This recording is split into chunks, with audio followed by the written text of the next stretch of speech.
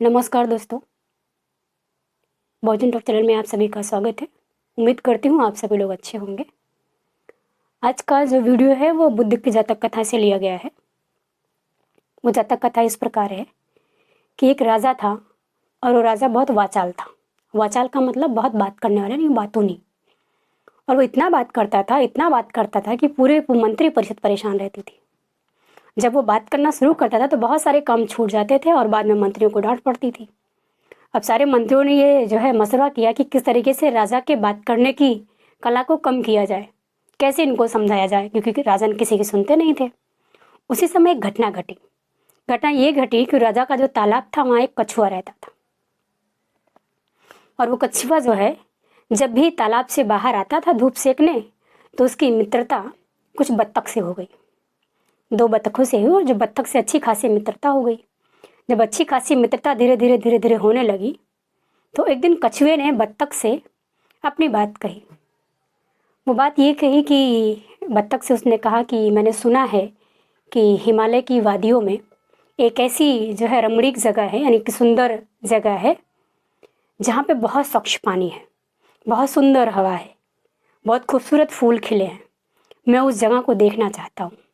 अब दोस्त होने के नाते बत्तख ने सोचा मेरी भी ये दायित्व बनती है, मेरी जिम्मेदारी है कि मैं मेरे दोस्त को वो जगह दिखाऊं, क्योंकि मेरा दोस्त ना उड़ सकता है और ना ही इतनी दूर जाके जल्दी जाके देख सकता है।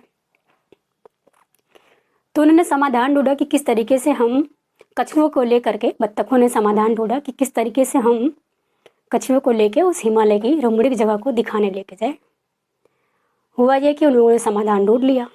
बत्तखों ने कहा कि कछुए से कि देखो, हम तुम्हें उस रमणीक जगह पर दिखाने ले चलेंगे, लेकिन शर्त ये है कि तुम भी बहुत बोलते हो, तुम्हें अपना मुंह बंद रखना होगा। तो कछुए ने कहा ठीक है, मैं नहीं बोलूँगा। क्योंकि बत्तख और कछुए की दोस्ती इसलिए हुई थी क्योंकि कछुए ने बोल के इतनी मीठी व्यवहार बोल करके जो है मित्रता कर ली थी।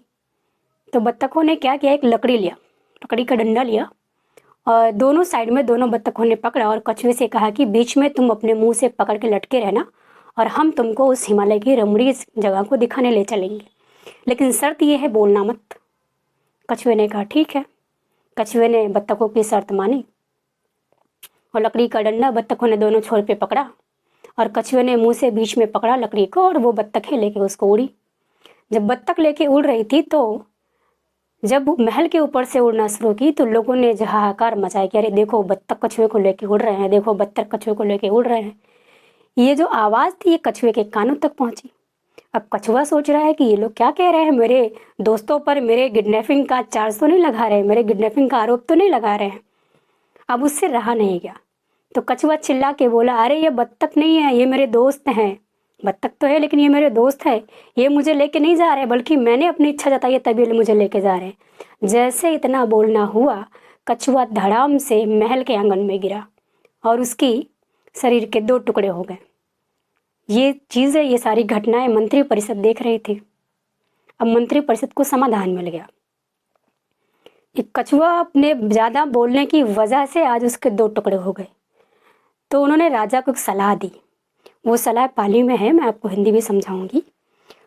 उन लोगों ने ज़्यादा बोलने की जो सीमा किसी की नहीं होती, बहुत ज़्यादा बोलता है उसके बोलने की कोई सीमा नहीं होती, उसने कहा इस प्रकार दुख जो हुआ उसमें कहा उन्होंने अवधिवत अत्ता ने कच्छपो विहार गिरम सुगही तस्म कठास्मी वचाय संकियावधि एतम्पि दिस्वा नरवीर्य सेठे वाच पमुच्चे कुशलम नतिवेलम पस्सासी बहुसभ्राणे कच्छप वैसंगतम। वो कह रहे हैं कछुए ने वाणी का प्रयोग करके अपने आप को मार डाला।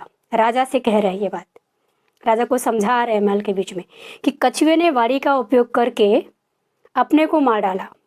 अच्छी तरह से लकड़ी पकड़े हुए अपनी वाणी के कारण उसे छोड़ के वो मर गया।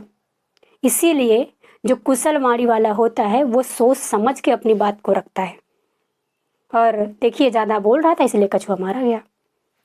तो राजा ने सोचा मेरे मंत्री लोग मुझसे ऐसा कह, राजा ने कहा क्या ये मेरे लिए है? तो बोले हाँ, आप जैसा समझो वैसा ही, कोई भी हो।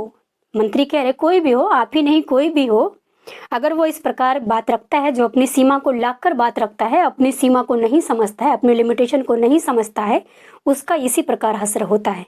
उस दिन राजा बहुत ज़्यादा दुखी हुए और उसी के बाद उन्होंने अपने अंदर संयमी बरती और मितभाषी हो गए, यानी कम बोलने वाले। मितभाषी मतलब होता है कम बोलना, जो है मितभाषी हो गए, उनकी वाचालता कम हो गई और उस नगर में एक अलग जो है नियम योजना लागू हो गई कि हमें अपनी सीमा को लाग के नहीं बोलना है, हमें जो है मितभाषी रहना है, यानी कम बोलने वाला बनना चाहिए। उम्मीद करती हूँ कि आप लोगों को ये कथा से, ये स्टोरी से ये समझ में आया होगा कि हमें ज़िंदगी में किस तरीके से अपनी ज़िंदगी जीनी चाहिए और कितना हमें ज़िंदगी में बोलना है, किसके सामने बोलना है, किस बात पे बोलना है। क्योंकि इंसान का जो जन्म होता है वो बोलना पूरी ज़िंदगी सीखता है, तो पूरी ज़िंदगी में हमें ये सीखना पड़ेगा हमें किन के सामने कितनी बात रखनी है। धन्यवाद। आगे की वीडियो में फिर आपसे मुलाकात होगी। नमो बुद्धाय।